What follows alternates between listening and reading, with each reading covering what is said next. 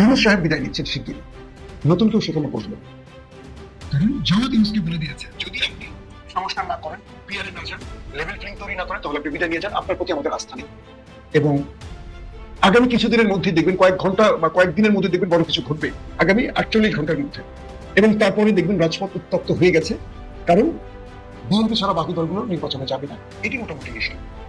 এখন আপনারা বিপ্লবকে খুঁজে বেড়ান স্মৃতির অ্যালবাম। বাংলাদেশে এই মুহূর্তে একটা নাটকীয় পরিস্থিতি বিরাজ করছে, একটা জটিল সমীকরণের মুখে বাংলাদেশ। যে কোনো সময় যে কোনো অঘটন ঘটে যেতে পারে। দেশের জনগণের মধ্যে নানান শঙ্কা বিরাজ করছে। কেউ বলছেন যে দেশে 111 কার্যত ঘটে গেছে বা ঘটে যাচ্ছে। আমরাও প্রেডিকশন করছি যে 24 ঘন্টার মধ্যে 48 ঘন্টার মধ্যে কিছু একটা হচ্ছে। আপনারা দেখেছেন যে অনেকগুলো ঘটনা, ভিপি নূরের উপর হামলার ঘটনা, এটা ইন্টেনশনাল। রাজশাহী বিশ্ববিদ্যালয় ছাত্রদল নির্বাচন বানচাল করতে চায়। চট্টগ্রাম বিশ্ববিদ্যালয় শিক্ষক শিক্ষার্থীদের উপর বিএনপির লোকজনের নেতৃত্বে হামলা। আবার বিএনপি নাটক করে, ছাত্রদল আবার তার প্রতিবাদে বিক্ষোভ করে। প্রধান উপদেষ্টা রাজনৈতিক দলগুলোর সাথে মিটিং করে, বিএনপি আবার শিডিউল চেঞ্জ করে। জামাত নেতাদের মুখে হাসি নাই, গতানুগতিক কথাবার্তা। প্রধান উপদেষ্টার সাথে সেনাপ্রধানের প্রধান বিচারপতির সাথে সেনাপ্রধানের বৈঠক, আবার প্রধান বিচারপতির সাথে মার্কিন ভারপ্রাপ্ত রাষ্ট্রদূতের কথিত সৌজন্য সাক্ষাৎ, দ্যাট মিনস একটা বৈঠক। পিটার হাসের হঠাৎ করে বাংলাদেশ সফর, সব মিলে নানান উদ্বেগ উৎকণ্ঠা যে কি হচ্ছে, কি ঘটতে যাচ্ছে। বিপ্লব, অভ্যুত্থান, 2000 মানুষের প্রাণ, 40,000 আহত, অন্ধত্ব, পঙ্গুত্ব, অজস্র, সবকিছু ম্লান হয়ে যাচ্ছে ক্রমান্বয়ে। কারণ যে বাংলাদেশের স্বপ্নে মানুষ এত বড় ত্যাগ স্বীকার করেছে, সে বাংলাদেশ আবার লুণ্ঠিত হচ্ছে ডাকাত দ্বারা। আবার বেড়ে গেছে মার্কিন যুক্তরাষ্ট্রের দৌড়ঝাঁপ। একদিকে আমেরিকা, অন্যদিকে ভারত, টানাটানি চলছে। বলা হয় রাজনীতির ভাষায় জনগণই সকল শক্তির পর। আদৌ কি জনগণ? আমরা বুঝি ভোটের মাধ্যমে সরকার গঠন হয়। বাংলাদেশে গত 54 বছর কি ভোটের মাধ্যমে হয়েছে? হ্যাঁ, আমরা ভোট দিয়েছি, দেখেছি, রেজাল্ট হয়েছে। আসলে কি তাই? যদি ভোটের মাধ্যমে সরকার গঠন হয়, তবে আমেরিকা বা ভারতের দিকে আমরা তাকিয়ে থাকি কেন? আমরা তো জনগণের দিকে তাকিয়ে থাকবো, তাই তো? তার মানে এই ভোটটা আসলে কিছু না। কোন দলের কত ভোট সব বাদ দেন, নির্বাচনের দিন ভোট কেন্দ্রগুলো দখল হয়ে যাবে। যেখানে দখল করতে পারবে না সেখানে লাশ পড়বে। আমি আজকে বললাম, লিখে রাখেন, আপনারা হাসিনাকে তাড়িয়েছেন, এর চেয়ে বড় বিপদ আপনাদের দিকে আসতেছে। আসসালামু আলাইকুম দর্শক, নতুন একটি খবরে আপনাদের সবাইকে স্বাগতম। আশা করছি আপনারা ভিডিওর শুরুটা দেখেই বুঝতে পেরেছেন আজকের নিউজটা ঠিক কতটা গুরুত্বপূর্ণ হতে চলেছে এবং ঠিক কোন দিকটাকে ইঙ্গিত করছে। তাই বলবো দর্শক, যারা ভিডিওটি দেখতে শুরু করেছেন তারা অবশ্যই নিউজটি না টেনে সম্পূর্ণ মনোযোগ সহকারে দেখবেন, তাহলে এই বিষয় সম্পর্কে আসল তথ্যগুলো জানতে বা বুঝতে পারবেন। তো প্রিয় দর্শক, আমি আর কথা বাড়াবো না। ভিডিওর শুরুতে আপনাদের যেই ভিডিওগুলোর অংশবিশেষ দেখিয়ে শুরু করেছিলাম, সেই ভিডিওগুলোর বিস্তারিত আলোচনা দেখব। তবে তার আগে অনুরোধ, যারা এখনো চ্যানেলটি সাবস্ক্রাইব করেননি সকলে চ্যানেলটি সাবস্ক্রাইব করে পাশে থাকা বেল আইকন বাজিয়ে দিন। আর যারা ইতিমধ্যে সাবস্ক্রাইব করে রেখেছেন তাদেরকে অসংখ্য ধন্যবাদ। প্রিয় দর্শক, চলুন একটি লাইক দিয়ে আমরা ধারাবাহিকভাবে সবগুলো ভিডিওর বিস্তারিত আলোচনা দেখে আসি। নির্দ্বিধান, কারণ এই দেশের জনগণ যেখানে ভালো না, সেখানে পলিটিশিয়ানরা ভালো হবে কি করে? সোশ্যাল মিডিয়া গুলো ঘাটলে হতাশ হয়ে যায় যে 16 বছরে এত ডান্ডা খাবার পরও রাজনৈতিক দল বা কর্মী বা তাদের অনুগতরা ঠান্ডা হলো না, বাকি জীবনে আর কি করে হবে? আল্লাহ শেখ হাসিনাকে বাঙালি জাতিকে হেদায়ত দেওয়ার জন্য পাঠিয়েছিলেন, যে শেখ হাসিনাকে দেখে বাঙালি জাতি হেদায়তের পথে আসবে। কিন্তু এ জাতি আরো খারাপ দিকে চলে গেছে। তার মানে এ জাতির আর মুক্তির কোনো পথ নেই, কখনোই সম্ভব না। এটা আমি এখন দ্বিতীয় কথা বলবো না, এ জাতি শেষ। আসল দ্বিতীয় কথা, সারা দুনিয়ার অনেক রকম গুজব আছে ছড়িয়েছে। গুজব না সত্য, না গুজব বলছি না, মিথ্যা বলছি না, সত্য বলছি। প্রধান বিচারপতির সাথে সেনা প্রধানের বৈঠক কেন? কোন প্রোটোকলে, কোন সিস্টেমে এই বৈঠক হতে পারে? পাশাপাশি অন্তর্বর্তীকালীন বলবো না, ইন্টারিম গভর্নমেন্টের প্রধান ডক্টর ইউনূসের সাথে বড় বড় দলগুলোর গুরুত্বপূর্ণ বৈঠক। কিন্তু প্রশ্ন হলো, আগে যে দলগুলো একসাথে বৈঠক করে চা খেয়ে হেসে হেসে বেরিয়েছে, এবার ইউনূসের সাথে সবগুলো দল ভিন্ন ভিন্ন বৈঠক করলো, সবার মুখ কালো কেন? চট্টগ্রাম বিশ্ববিদ্যালয়, রাজশাহী বিশ্ববিদ্যালয়, ময়মনসিংহ বিশ্ববিদ্যালয় কি হচ্ছে? গত এক সপ্তাহের ধারাবাহিক বাংলাদেশে একটার পর একটা বড় রকম অরাজকতা সৃষ্টি হয়েছে, বাংলাদেশকে অশান্ত করছে। কখন, কেন, কারা? চলো একটু আলোচনাগুলো তুলে ধরি। আমি কয়েকটা ভিডিওতে বলেছিলাম যে শেখ হাসিনার কাছে বড় অঙ্কের টাকা পৌঁছে দিয়েছে আওয়ামী ব্যবসায়ীরা, এস আলম, যে এস আলমকে বাংলাদেশে এখন পাহারা দিচ্ছে বিএনপি। ক্লিয়ার? কোন একবার আমরা বিএনপির হাই কমান্ডের নেতাদের সাথে লন্ডনে বসে কথা বলছিলাম, বেশ কয়েক বছর আগে। তো আমি তো আসলে বিএনপির নেতা না, কিছু না, বা আমি পছন্দ করি, আমি আবার বলি আমি কিন্তু কোনো রাজনীতির কর্মী না। পেছনে থাকা কোনো পরামর্শ হিসেবে কাজ করি, আমি নিজেকে সাংবাদিক পরিচয় দেব। কারণ দলের কর্মী বা নেতা হওয়া মানে মিথ্যা কথা বলা, মিথ্যারাজ করা, জাতি দেশের কথা না ভেবে নিজের কথা ভাবা, নিজের পকেটের কথা ভাবা। আমি হারাম ইনকামে যাবো না বলে রাজনীতির সাথে আমার স্বপ্ন এইভাবে মিশাই নেই যে আমি এই পদে যাবো, এমপি হবো, মন্ত্রী হবো, এগুলো আবার কোনো স্বপ্ন নাই। তাই আপনাদেরকে আমি সবসময় সত্যটা বলতে পারি। আর যদি আমার রাজনীতির খায়েশ থাকতো আমি কিন্তু সত্যটা বলতে পারতাম না। দেখেন, যত বড় জ্ঞানী লোকই হোক সত্যটা বলে না, কারণ তাদের রাজনীতির খায়েশ আছে, বড় পদ লাগবে, এমপি মন্ত্রী হবে। তাই আসলে মূল কথা আসে, আমি বিএনপির সিনিয়র নেতাদেরকে বললাম, আপনারা যে আশ্বাস দিচ্ছেন জনগণকে যে হাসিনার পতন হলে বা হাসিনা বিদায় নিলে আমরা দেশকে একটা স্বনির্ভর বাংলা করবেন, এটা করবেন, সেটা করবেন, একটাও করতে পারবেন না। বললো কেন, তোমার এটা কেন মনে হলো? আমি বললাম, হাসিনা বিদায় নেওয়ার পর আপনারা সব ভুলে যাবেন, আপনারা শুধু একটা জিনিস মনে রাখবেন, এখন আমরা ক্ষমতা আছি এবং আপনারা হাসিনা হয়ে উঠবেন। বিএনপির স্থায়ী কমিটির বা বড় বড় নেতারা একটু অসন্তুষ্ট হয়ে, আমি একটু ব্যাখ্যা দিয়ে বলবো। মনে রাখবেন, 16 বছরে গুম খুন, ক্রস ফায়ার, পিলখানা, হেফাজত, যত হত্যাকাণ্ড হাসিনা দ্বারা হয়েছে, আপনারা বিচারের দিকে হাঁটবেন না, এবার ভুলে যাবেন। কারণ আপনাদের নজর থাকবে 16 বছর খেতে পারেনি, এবার আমাদের পেট ভুলে। দ্বিতীয় স্টেজে বললাম যে আপনারা কেন ভুলে যাবেন সেটা আমি আপনাদেরকে স্মরণ করিয়ে দেব। এবং আজকের আওয়ামী লীগের লোকগুলো, তাদের উপর আপনারা তাদেরকে আপনাদের পকেটে পুরে ফেলবেন। কারণ আওয়ামী লীগ যে অর্থ লুট করে তেল তেল হয়ে গেছে, তেলগুলো এখন আপনাদের পিঠে মানবেন। দেখেন, ঘটনা কি সত্য না মিথ্যা? আমার দল নিয়ে আমি সমালোচনা করছি, আমি অন্য দলে যাবো না, নিজের দলটাকে নিয়ে করি। আমি দেখেন কি হচ্ছে আসলে। সারা বাংলাদেশে আওয়ামী লীগ কাদের ছত্র ছায়া আছে? এটা কি বিএনপি হাইকমান্ড জানে না? জানে। আছে কাদের ধরেন প্রতিটা ডিস্ট্রিক্টে আওয়ামী লীগের নেতারা যে 16 বছর লুটপাট করেছে, এখন এদেরকে পিটিয়ে জেলে দিলে বা দেশ থেকে তারা লাভ হবে, কিন্তু তাদেরকে নিজের গ্রুপে রেখে তাদের ব্যবসা বাণিজ্য অর্থ করি লুটে নেওয়াই তো রাজনীতি। রাজনীতি কেন করেন? অর্থের জন্য। কেউ দেশ মানুষের ভাগ্যের জন্য রাজনীতি করে? তাহলে 54 বছরে দেশের ভাগ্য এখানে পড়ে থাকে। বলেন, শেখ হাসিনা 16 বছর রাজনীতিকে দেশের মানুষের জন্য করেছেন নাকি নিজের পরিবার আর দলের জন্য করেছেন? আগামীতে যারা আসবেন সেম রাজনীতি করবেন। তো আওয়ামী লীগকে কারা নিয়ন্ত্রণ করছেন, কারা পালছেন, তাদের ব্যবসা বাণিজ্যগুলোতে কারা বসছেন? এই সালন কাদের দখলে আছে? আওয়ামী লীগের সবচেয়ে বেশি লুটপাটকারী, দেশকে লুটপাটকারী, ব্যাংকে লুটপাট করেছে যে ব্যক্তি, যিনি ইন্ডিয়াতে গিয়ে, দিল্লিতে গিয়ে হাসিনাকে 4,500 কোটি টাকা দিয়ে এসছেন দেশকে ধ্বংস করার জন্য। সেই এস আলমের বাংলাদেশের সকল ব্যবসা বাণিজ্য কারা দেখছে? সব বিএনপি নেতা। কারণ এস আলমের সাথে বিএনপির অনেকের পারিবারিক হাই কমান্ড, অনেক গুরুত্বপূর্ণ পাওয়ারফুল ব্যক্তির পারিবারিক রিলেশন আছে। আমি তাদের নাম ঠিকানা বলতে চাচ্ছি না, আপনারা খোঁজ নিলে জানবেন। আমি যে লন্ডনে 2 বছর আগে যে কথাটি বলেছিলাম, 2 বছর কি 3 বছর আগে, আজকে সেটা সত্য হচ্ছে। আচ্ছা আসেন, চট্টগ্রামে ছাত্রদের উপর, সাধারণ শিক্ষার্থীদের উপর যে হামলা করেছে, তাদের যে নেতৃত্ব দিয়েছে, সেই ব্যক্তিটা কে ছিল? ইতিমধ্যে আপনারা দেখেছেন। তাকে দল থেকে বহিষ্কার করা হয়েছে কেন সেটাও জেনেছেন। কিন্তু সবচেয়ে আতঙ্কের বিষয়টা কি জানেন? আতঙ্কের বিষয়টা হলো, এই আন্দোলনটার নেপথ্যে কাজ করেছে যারা, তারা হলো আওয়ামী লীগ, ছাত্রলীগ, যুবলীগের লোকেরা, যারা দা চাপাতি বড় অস্ত্র নিয়ে বেরিয়ে এসছে। তারা এই সরকারকে টালমাটাল করার জন্য, এই সরকারকে অস্থিতিশীল করে ফেলে দেওয়ার জন্য আজকে প্ল্যানিং করে সারা বাংলাদেশের বহু জায়গায় ঘটনা ঘটিয়েছে। ময়মনসিংহে শিক্ষার্থীদের উপর বহিরাগতদের হামলা। 2 নম্বর, রাজশাহীতে হঠাৎ করে একটি দল, তাদের ছাত্র সংগঠন, তারা প্রশাসনিক ভবন বন্ধ করে তালা দিয়ে দিয়েছে, কাউকে মনোনয়নপত্র কিনতে বা জমা দিতে দিচ্ছে। তারপর সাধারণ শিক্ষার্থীরা ক্ষোভে ফেটে পড়ে, আন্দোলন করে।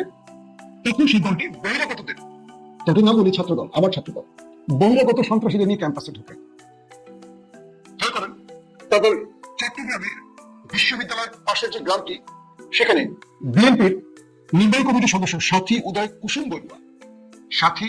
বড়ুয়া, যিনি বিএনপির নির্বাহী কমিটির সদস্য, আপনারা দেখতে পাচ্ছেন পিকচারে, দেখেন তিনি উস্কে দিচ্ছেন আন্দোলনকারীদের, মানে গ্রামবাসীদের। আর এই গ্রামবাসীর মধ্যে ঢুকেছে কারা? আওয়ামী লীগের ফ্যাসিস্টদের দোসররা, সন্ত্রাসীরা। কাল রাত থেকে ছাত্রদেরকে প্রকাশ্যে মারধর, কোপাকুপি শুরু। আজকে বিকেল পর্যন্ত টানা চলেছে শিক্ষার্থীদের উপর হামলা। যে ফুটেজ গুলো আমরা দেখলাম সোশ্যাল মিডিয়াতে, কি দেখলাম? একটা ছাত্রকে বিলের মধ্যে একা পেয়ে, অর্থাৎ ক্ষেতের মধ্যে, চারদিক থেকে বড় বড় দা দিয়ে প্রকাশ্যে কোপাচ্ছে। একটা ছেলেকে লম্বা টাইম পিটিয়ে বিল্ডিং এর ছাদ থেকে ফেলে দিচ্ছে। মানে দৃশ্যগুলো কল্পনা করেন, কোন গ্রামবাসী এই কাজ করতে পারে? কোন গ্রামবাসী তো সন্ত্রাসী হয় না। এই আক্রমণগুলো দেখে আপনি বুঝতে পারছেন পল্টনের লগি বৈচার ইতিহাস মনে আছে আপনাদের? আওয়ামী লীগের মার, পুলিশের মার, র্যাবের মার, সেনাবাহিনীর মার, বিএনপির মার, শিবিরের মার, এগুলো তো আমরা মোটামুটি সাংবাদিকরা বুঝি কে কোন ধরনের মারগুলো দিতে পারে। পল্টনে একটা ছেলেকে সাপের মতো পিটিয়ে মেরেছিল, মনে আছে? সেই দৃশ্য আপনারা ভুলে যাননি, হয়তো অনেকেই মনে পারে। আজকের মারের ধরনগুলো দেখেছেন? গ্রামবাসী ছাত্রদেরকে মারবে, চট থাপ্পড়, ধাক্কা, এতো। কারণ তাদের পাশে একটা বিশ্ববিদ্যালয়, এরা ভালোবাসা দিয়ে আঁকিয়ে রাখবে, এদের তো সন্তান এরা, তাই না? হ্যাঁ, এত বড় বড় বগিদা, চাপাতি, রড, এগুলো নিয়ে বেরিয়ে এসে প্রকাশ্যে ছাত্রদের কোপাচ্ছে। যে বাবা মার কলিজার ধর কত দূর থেকে, কুড়িগ্রাম থেকে চট্টগ্রামে পড়তে গেছে, রংপুর থেকে গেছে, কুষ্টিয়া থেকে গেছে, ভোলা থেকে গেছে, নোয়াখালী, ফেনী, এই দূর থেকে চট্টগ্রামে পড়তে গেছে না? তো যারা গ্রামবাসী তাদের তো সন্তান আছে, তারা কি এভাবে কাউকে মারে আপনাদের মনে হয়? বলেন। কিন্তু দেখেন কিভাবে ন্যাক্কারজনক ভাবে কুপায় কুপায় তাদেরকে আহত করছে। আইসিইউতে এখনো আছে কয়েকজন। বিশ্ববিদ্যালয়ের দুটো এমবিবিএস দিয়ে তাদের নিয়ে সর্বভারী বাস ভর্তি করে নিতে হচ্ছে 200 ছাত্র হাসপাতালে। আর তাদেরকে উস্কে দিচ্ছে বিএনপি নির্বাহী কমিটির নেতা, তাকে বিএনপি বহিষ্কার করছে। কেন তাকে বিএনপি নেতারা তুলে থানায় দিচ্ছেন না কেন, তার বিচার করছেন না কেন? এই বহিষ্কারে কিছু যায় আসে? পুরো দেশটাকে এভাবে ধ্বংস করতেছেন আপনারা। কি বুঝেছেন দেশের মানুষকে? রাজশাহী বিশ্ববিদ্যালয়ের ছাত্রদের কেন বহিরাগত নিয়ে প্রবেশ করবে? খুব আফসোস লাগে, এই দলটার জন্য এত ত্যাগ করলাম। এই দলটার পক্ষে ফেসবুকে একটা কথা লোকে কি পরিমাণ গালি গালাজ আসে। আমার ভিডিও দেখবেন নিচে কোনো গালি আসে না, খুব কম। 1000 কমেন্টের মধ্যে আমি 2টা গালি পাই না আমার ভিডিওর নিচে। কিন্তু যখনই আমি বিএনপি বা ছাত্র দলের পক্ষে আমার ফেসবুকে একটা পোস্ট করি, আমাকে গালি দিয়ে মানুষ সাফা করে ফেলায়। এত ঘৃণা জমা হয়েছে। এখন আর আওয়ামী লীগ গালি দেন, সব এখন বিএনপির গালি দেয়। কারণ শুধু বহিষ্কার করে কি লাভ হচ্ছে বিএনপির বলেন? ময়মনসিংহ ইউনিভার্সিটিতে বহিরাগতরা প্রবেশ করে ছাত্রদের উপর হামলা করছে। রাজশাহী বিশ্ববিদ্যালয় দেখেছেন, সব কম বেশি দেখছেন। আজকে সিরিজ সারা দেশকে উত্তপ্ত করছে কারা বলেন? মঞ্চ 71, তার আগে বুয়েটের শিক্ষার্থী, তারপর নুরু, আজকে সারা দেশ কি হয়ে গেল? আসেন, প্রফেসর ইউনূসের সাথে জামাতের যে বৈঠকটি হয়েছে, আমি মনে করি এই বৈঠকটির একেবারেই কোনো মূল্য ছিল না, আমার অ্যাজাম্পশন। কারণ প্রফেসর ইউনূস এই মুহূর্তে খেলার পুতুল। আমি যেটা ধরে নিচ্ছি, এটা আমার তথ্যের আলোকে নয়, অ্যাজ এ আমার অ্যাজাম্পশন বা আমি একটা ধারণা করে বলছি, প্রফেসর ইউনূস তার গতিতে আনবে, এটা আমার মনে হচ্ছে সাময়িক সময়ের জন্য। এবং আমার কেন যেন মনে হচ্ছে ওয়াকারুজ্জামান দ্বিতীয় ইন্টারিম বা অন্তর্বর্তী সরকার খুঁজছেন এই মুহূর্তে। তিনি জরুরি অবস্থা দিয়ে বা ক্ষমতা দখল করার অনুমতি পাচ্ছেন না, কারণ সেনাবাহিনীর মধ্যে একটা বড় গ্রুপ ওয়াকারুজ্জামানকে ক্ষমতা দখলের অনুমতি দিচ্ছে না। এটা আমি ধারণা, যদি ভুল হয় হতে পারে, জাস্ট ধারণা করছে, যেহেতু আমার কাছে তথ্য নেই। দ্বিতীয়ত, আমেরিকার রাষ্ট্রদূত প্রধান বিচারপতির সাথে বৈঠক করেছেন আগে, আজকে ওয়াকারুজ্জামান বৈঠক করছেন প্রধান বিচারপতির সাথে। আমার ধারণা প্রফেসর ইউনূস বিদায় নিলে কে হবেন কে হবেন অন্তর্বর্তীকালীন প্রধান বা ইন্টারিম প্রধান, এটা ঠিক করার জন্য প্রধান বিচারপতির কাছে গেছেন ওয়াকারুজ্জামান। হয়তো তিনি তাকে প্রস্তাব করবেন যে আপনি অন্তর্বর্তীকালীন সরকারের প্রধান হন, আর মইনুর মতো পেছনে সেনাবাহিনী কন্ট্রোল করবে সবকিছু। তার মানে রাজনীতি আবারও অন্ধকারে চলে যাচ্ছে। আমি মনে করি এটা ঠিক। সেনাবাহিনী ক্ষমতা নিক, আগামী 40 বছরের জন্য ক্ষমতা নির্বাচন না হয়। আমার মনের কথা বলতেছে, পাকিস্তানের মতো যেন হয়ে যায় বাংলাদেশ। এই রাজনীতিবিদদের দুর্বৃত্তায়ন, অসভ্যতা, হাঙ্গামি, জাতির সাথে প্রতারণা চিরতরে বন্ধ হয়ে যায়। 16টা বছর যারা এত মানুষের কান্না দেখে, এত গুম ক্রসফায়ার, প্রতিদিন প্রতিটি পরিবারের কান্না শুনতে শুনতে আমরা টায়ার্ড। তারপরও যে রাজনৈতিক দলের মধ্যে কোনো পার্থক্য তৈরি হয় না, তাদের মধ্যে কোনো চিন্তা তৈরি হয় না, তাদের নেতা কর্মীদের লুটপাট বন্ধ হয় না, দখলদারিত্ব বন্ধ হয় না, সন্ত্রাসী আচরণ বন্ধ হয় না, এই দেশ তাদেরকে ক্ষমতা বসিয়ে কি করবে বলেন? আফসোস, আমি খুবই আফসোসের সাথে বলছি যে বিএনপি জামাত 15-20টা বছর একসঙ্গে থেকে আজকে তারা এক প্ল্যাটফর্মে আসতে পারছে না, এক মতে আসতে পারছে না। আমি বিএনপিকে উদ্দেশ্য করে বলছি না এই কথাগুলো, আমি কিন্তু নাম ধরে বলছি না, আমি বলছি রাজনৈতিক দলগুলোকে উদ্দেশ্য করে এই কথাগুলো। প্রধান উপদেষ্টার সাথে বৈঠক করে জামাতের নেতা বেরিয়ে আসলেন, তিনি যে ফিলিস্তিন লম্বা বক্তব্য দিলেন, একটা মূল্যবান কথা বলেননি, কারণ এই কথাগুলো তিনি আগেই বলেছেন। আমার মনে হচ্ছে তিনি ইউনূসের কাছে গিয়ে তারা হতাশ হয়ে এসছেন। ইউনূস বলেছেন যে আমার হাত পা সব বাধা, কিচ্ছু করার নেই, যদি পারেন রাস্তায় মারামারি, সন্ত্রাসী মিছিল, মিটিং চালাপড়া করে আন্দোলন বাস্তবায়ন করেন, এখন আমি চলে যাওয়ার অপেক্ষা আছে। এটা হচ্ছে আমার ধারণা। কারণ জামাত বলছে আমরা এটা বলছি ওইটা বলছি, আপনি ওয়াদা দিয়েছিলেন 3টা, কি আপনি সংস্কার করবেন, বিচার করবেন, তারপরে ফ্রি ফেয়ার ইলেকশন করবেন, আপনি সব আরেক সরকারের ঘাড়ে চাপিয়ে দিয়ে আসছেন। আমার প্রশ্নটা সেখানে, বিএনপি জুলাই সনদের আইনি ভিত্তি তাদের আমলে করবেন কেন? এই সরকার করলে সমস্যা কোথায়? 2, বিচার, কিছু বিচার এই আমলে হলে সমস্যা কোথায়? সংস্কার অন্তর্বর্তীকালীন সরকার করলে বিএনপি সমস্যা কোথায়? এই প্রশ্নগুলো আমি করি বিএনপি। আপনারা আপনাদের আমলে করতে চান আপনাদের মন মতো করে, ঠিক মানে হাসিনার মতো যেভাবে সারা জীবন ক্ষমতা থাকা যায় সেভাবেই তো আবার সংস্কারগুলো করবে। তাই তো জনগণ এখন বলতেছে এই সরকার করুক, বিএনপি না, কোনো সরকারের আন্ডারে এগুলো হয় না। ঠিক এই দাবিগুলো বিএনপি আওয়ামী লীগের আমলে করেছিল, আজকে নিজেই বিএনপি ভুলে গেছে তারা কি দাবি করছে। 9/11-এর আগে আওয়ামী লীগ বলছিল অন্তর্বর্তীকালীন সরকারের প্রধান হবে একজন নিরপেক্ষ ব্যক্তি। বিএনপি কি করলো? নিরপেক্ষ ব্যক্তিকে না বসিয়ে একজন জুনিয়র ব্যক্তিকে সিনিয়র করে প্রধান বিচারপতি বানানোর জন্য তাকে সিনিয়র করে তারা প্রধান বিচারপতি বানালো, তাকে আবার কি বলবো প্রধান উপদেষ্টা বানাতে চেয়েছিল। ওই ব্যক্তি ভদ্রলোক, ওই ব্যক্তি আর হয়নি। সবাই তোর দলবাজ না, বদমাশ হয় না, প্রধান বিচারপতির হয়নি। আমরা কি দেখলাম, যাকে বানালেন আমাদের ইয়াজউদ্দিন, তাকেও আওয়ামী লীগ চাইনি। ছোট ছোট বিষয়গুলো আওয়ামী লীগের ইস্যুগুলোকে বিএনপি এমন গোয়াত্তমি করলো, শেষ পর্যন্ত আওয়ামী লীগ এই সুযোগটা কাজে লাগে। এরপরে বিএনপি কোনো দাবি মানলেও আর খুশি হয় না, শেষ পর্যন্ত 111 এসে বিএনপির কোমর ভেঙে দিয়ে গেল। এবার কি করছে বিএনপি? পিআর মানি না। কেন? আপনি তো বড় দল, পিআর মানতে সমস্যাটা কোথায় আপনার? পৃথিবীর 90-95টা দেশে পিআর চলে। আমাদের যে ওয়েস্ট মিনিস্টার পদ্ধতি, এটা চলে 30-35টা বা 25টা দেশে। অধিক সংখ্যা যে দেশে চলে, আপনি সেটা মানতে সমস্যা কোথায়? আচ্ছা, মানবেন না, সমস্যার এই সরকার করলে আপনার সমস্যা কি বলেন? আপনার প্রতি মানুষের আস্থা নাই দেখি তো মানুষ বলতেছে এই সরকার করুন। আপনার প্রতি আস্থা থাকবে কি করে বলেন? 5 তারিখের পর কি করছেন দেশে? আপনারা কি করছেন আমাকে বলেন। আমি তো আপনার দলেরই একজন শুভাকাঙ্ক্ষী। আমি কেন হতাশ হয়ে গেছি? আমার কাছে এই প্রশ্নগুলো যে করছি, আমি কেন প্রশ্নগুলো করছি? আমি তো কোনো অন্য দলের লোক। আমি বিএনপির একজন শুভাকাঙ্ক্ষী হয়ে বিএনপির জন্য 15-16টা বছর আমি সাফার করি, পালাতক হয়ে ফেরারি জীবন কাটিয়ে দেশ ছেড়ে আমি কেন বিএনপিকে প্রশ্নগুলো করছি বলেন? একটু চিন্তা করো। কারণ আমি চাই দেশে শান্তি আসুক। আমি দেখতে পাচ্ছি দেশে শান্তি আসছে না, আমি দেখতে পাচ্ছি দেশে আরো ভয়াবহ কিছু ঘটছে। আমি দেখতে পাচ্ছি যেটা বিএনপি দেখতে পাচ্ছে না, বা বিএনপি হ্যাভিয়েটও দেখতে পাচ্ছে। আমার মনে হচ্ছে বিএনপির কমিউনিস্ট গ্রুপরা তারা আমাকে ব্ল্যাকমেইল করে বিএনপিকে রাজনীতির বাইরে রাখবে, ক্ষমতার বাইরে রাখবে, দেশে আরেকটা কালো অধ্যায় শুরু করবে। একটা ছোট্ট প্রশ্ন করি, তারেক রহমান বা বেগম খালেদা জিয়া লাস্ট 16 বছরে যে কমিটি করেছেন, সেই কমিটির কতটুকু পরিবর্তন হয়েছে বলেন তো? মহাসচিব বা যে পদে।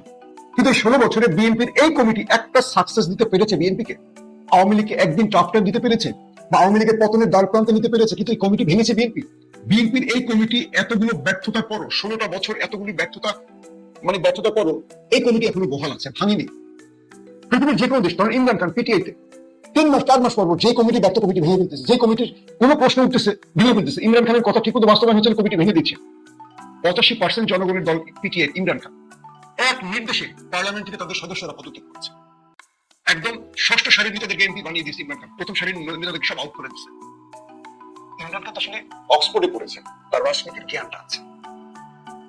বিএনপির মধ্যে বহিষ্কার কিন্তু থামছে?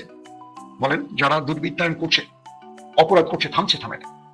বিএনপির মধ্যে যে নতুন গ্রুপটা আসছে, হুমায়ুন কবির, মাহাদি আমিন, বা এই যে আমরা মুশফিক ফজল আনসারী, এরা কিন্তু খুবই ব্রিলিয়েন্ট একটা গ্রুপ। এদের সাথে আমি কাজ করার সুযোগ হয়েছে, আমি দেখেছি। এদেরকে টাইমলাইনে নিয়ে আসেন, বৃদ্ধদের উপদেষ্টা করে আস্তে করে সাইডলাইনে বসেন। কারণ নতুন পৃথিবীতে তরুণদের চোখের গতি অনেক স্পিডে চলে। তরুণরা মানুষের পালস বোঝে, বৃদ্ধরা বোঝে না। তারা তো ফেসবুককে ঠিক মতো চালাতে পারে, কমেন্ট করবে কি? আসেন তারপরে স্টেজে আসে। জামাতের বক্তব্যগুলোতে বুঝলে সরকারের সাথে জামাতে কোনো সফল আলোচনা হয়নি। তাই জামাতের চেহারা প্রকাশ। এনসিপি বুঝতে পেরেছে তারা প্রথমে যে কিংস পার্টি বা যে পাওয়ারফুল অবস্থা ছিল, এখন তাদের কোনো বেল নেই। ছাত্র উপদেষ্টা 2 জন এখন সরকারের গুরুত্বহীন উপদেষ্টা, তাদের কোনো বেল নাই। আর তার জন্য তারা নিজেরাই এই অবস্থা তৈরি করেছে। কারণ 3 জনকে লোক দেওয়ার পর, 3 জন যখন উপদেষ্টা হয়ে গেছে, তারা ভুলে গেছে যে বাকি উপদেষ্টা কারা হচ্ছে, তাদের ব্যাপারে কি করা উচিত। একটা বিপ্লবী চেতনার লোক উপদেষ্টা নাই, সব মার্কিন দালাল গুলো বসে আছে। আমেরিকা বাংলাদেশে তার প্রেসক্রিপশন এখন বাস্তবায়ন লিখে রাখে, যদি ইউনূস ক্ষমতা ছাড়ে, প্রধান বিচারপতি যদি এই অবস্থায় দায়িত্ব না নেন, তাহলে কে আসবে? প্রশ্ন। সূত্রগুলো বলছে, কিছু সূত্র আমাদের ন্যাশনাল সিকিউরিটি প্রধান, তার নামটা আসছে, কিন্তু সেনাবাহিনীর আমাদের যিনি তিনি আবার তাকে পছন্দ করেন না। এখন কি করবেন বলেন? খলিল ভাইকে ওয়াকারুজ্জামান পছন্দ করেন না, এটা ধারণা করছে। আমার বক্তব্য না, কিছু সূত্র বলছে। প্রধান বিচারপতি যদি দায়িত্ব না নেন, কি হবে? প্রধান বিচারপতি যদি দায়িত্ব নেন, সংবিধান বলছে 3 মাসের মধ্যে নির্বাচন দিতে হবে। কারণ এই 72-এর বা যে সংবিধান, এটা বিএনপি পরিবর্তন করেনি, করতে দেয়নি। খুব স্পষ্ট করে একটা কথা বলি, ভারত বিএনপিকে বলেছে 72-এর সংবিধান পরিবর্তন করা যাবে না, এটা আমরা তৈরি করে দিয়েছি। এটা পরিবর্তন করলে আমাদের সাথে বাংলাদেশের ছেদ হয়ে যাবে, কাটাকাটি হয়ে যাবে, বা বিএনপির সাথে সারা জীবনের জন্য আড়ি হয়ে যাবে। ফখরুল ইসলাম 72-এর সংবিধান পরিবর্তন করতে দেবেন না, অথচ খালেদা জিয়া সংবিধানের মঞ্চে দাঁড়িয়ে ওয়াদা দিয়েছিলেন এই সংবিধান তিনি ছুড়ে ফেলবেন, নতুন সংবিধান তৈরি করবেন। তার আমাদের রাজনীতির মঞ্চে নেতারা যা বলবেন সত্য বলবেন না, এগুলো প্রতারণা করবেন আমাদের সাথে। তাই কি নাকি খালেদা জিয়ার বয়স হয়েছে দেখে এখন বিএনপি ভিন্ন গতিতে চলছে? এই 72-এর সংবিধান ভারতের চয়েস, এটা পরিবর্তন করতে দেবে না, লিখে রাখেন। এটা ভারত বিএনপিকে বলেছে, তথ্যের আলোকে বললাম। আসেন 2 নম্বর, সংস্কার বিএনপি করতে দেবে না। এবং বিএনপি এই মুহূর্তে জানে আমেরিকা এবং এস্টাবলিশমেন্ট বিএনপিকে চায়, কিন্তু বিএনপি এটা জানে না এই চাওয়ার মধ্য দিয়ে দেশের তৃতীয় কিছু ঘটবে। আজকে তার একটা ছোট্ট টেস্ট কেস দেখেছে, যখন চিটাগং বিশ্ববিদ্যালয় ছাত্রদের উপর রাত থেকে দিনভর বিকেল পর্যন্ত হামলা হচ্ছে 200। দর্শক, আশা করি সবগুলো ভিডিওই আপনি মনোযোগ সহকারে দেখেছেন। সেই সাথে দর্শক, এই ভিডিওগুলো সম্পর্কিত যদি কোনো তথ্য বা মতামত থাকে তাহলে অবশ্যই কমেন্টস করে জানিয়ে দিন। এতক্ষণ সাথে থাকার জন্য ধন্যবাদ। আবার দেখা হবে আগামী ভিডিওতে কোনো নতুন টপিকস নিয়ে। সকলের সুস্বাস্থ্য কামনা করে বিদায় নিচ্ছি। আল্লাহ হাফেজ।